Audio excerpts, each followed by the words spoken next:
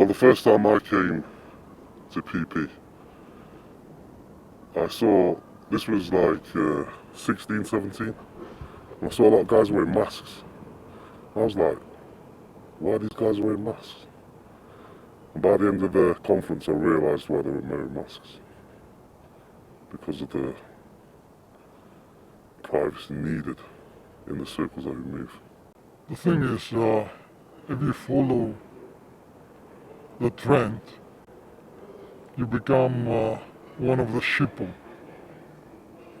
So you need somehow to keep the anonymity low. Be on the blind spot of the panopticon that somehow it's been forming above us.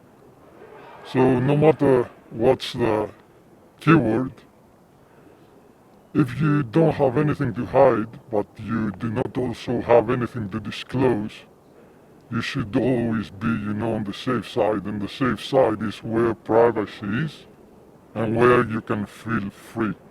So the values of freedom unite every keyword on every topic. And that's been done through freedom technology. We need this. We need this because we need to be free. We want to be free. There's anonymity and then there's pseudonymity, right? So you've got the digital self and the analog self. How do you distinguish between the two? Is privacy equally afforded to both? Or how important is it in the analog realm versus the digital realm? Well, you can have a digital identity that's totally disconnected from yourself if you take the right steps. Look at Satoshi. We don't know who he is. We know his work. We know his the messages he sent, the work that he's left for us, but we don't know his person. We don't know who he is. And if you're clever enough, you can take steps to keep totally anonymous. It's the best way. Because like Snowden showed us, the governments are tracking everything. Everything that you write, everything, all your phone calls, everything's being monitored, everything's being recorded. Right, but there's a there's a challenge there, right? Because if nobody knows who anybody is, how do you know if, for example, there aren't intelligence persons at these events? How do I know that? No doubt there is. So you have to accept that government will be embedded in these communities? Every community. Every community. If you want control, you cannot have control without control points. So yeah, every community. From my side, and from my perspective, I think we should troll the fuck out of them. And let them know that they cannot win. We're not many. They are many. They have the power. They have the means.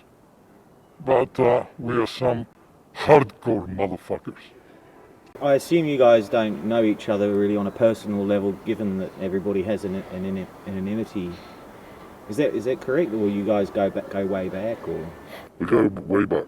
We met each other online many years ago, and then we met here by chance a few years ago, and we were speaking to each other for maybe an hour before we swapped digital identities, and we realised that we've known each other for a long time.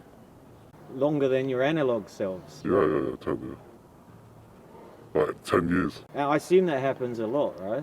It does, yeah. So we had a lot to discuss after that. What's the message then to those people who maybe don't have similar value, regular folk who don't have similar values of privacy and anonymity afforded to them? I mean, there's a couple of billion people on Facebook, and even after the revelations, the Cambridge Analytica stuff and what have you, there's still 2 billion. So it seems that most people don't really care about these values. How do you communicate to those people about such things? I suppose it's up to them. They realise at one point how sinister the social media world is. I think Nosta's the answer to that problem. What's that? Nosta. Nosta, what is it? It's Like Twitter or something. like a decentralized Twitter, yeah. Okay, so alternative open source platforms are the answer in regards to Well, Yeah, platforms that, surveilled as well. of course, but platforms that don't have insidious algorithms behind them. And on top of that, you can control your data. You can move them around and you can give permission. So they're not in control. We are. What are some key takeaways you think I should be looking for? Because I'm looking to interview a lot of people. Most people don't want to be on camera, right? Like what are some kind of key takeaways I should be looking for in my interviews? I mean, from your perspectives. I think since you're trying to make part of this movement mainstream through media, which is like well consumed, rich media, video, I think each of your interviewers must leave a tip on the table, a piece of advice, 2 satoshis, so people, more people, through the rich media, can hear the message, can find the tips and the tricks, and making a baby step towards a more free future through freedom tech. Okay, so it's like painting a picture for people of an alternative way to live online.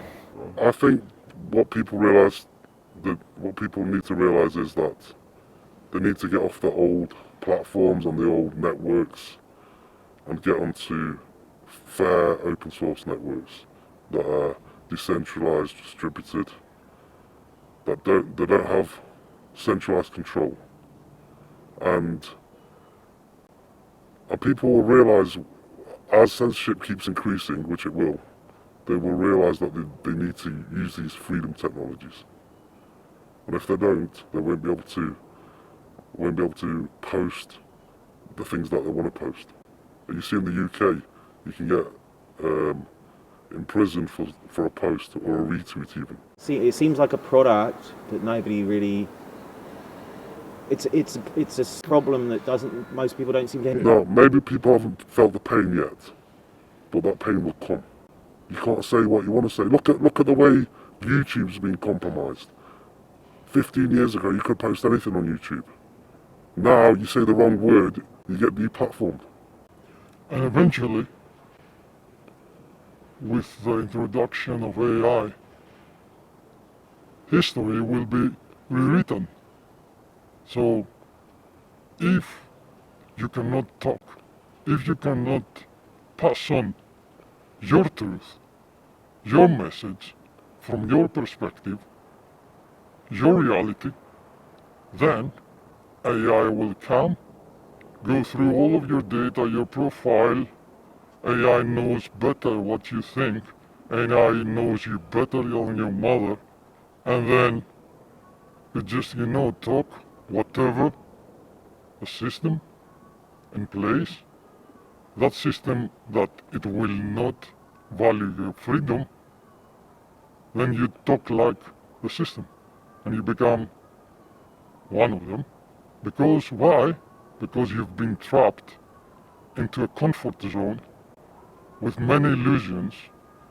You are trapped thinking that paying taxes fund the government, but actually the government can print as much money as they want. They just want to keep you the illusion that they need your money.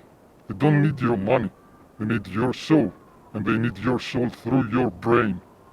So what's been doing and what has been happening during the past, it will lead to pain. It will lead to people realizing the pain, feeling the pain, because their minds will be squeezed. They're not here for anything else. The battle is for the minds, and through the minds, the souls. So we need to be free, and we need to feel free, we need to think free, we need to speak free. That's why we need decentralized platforms where we own our data.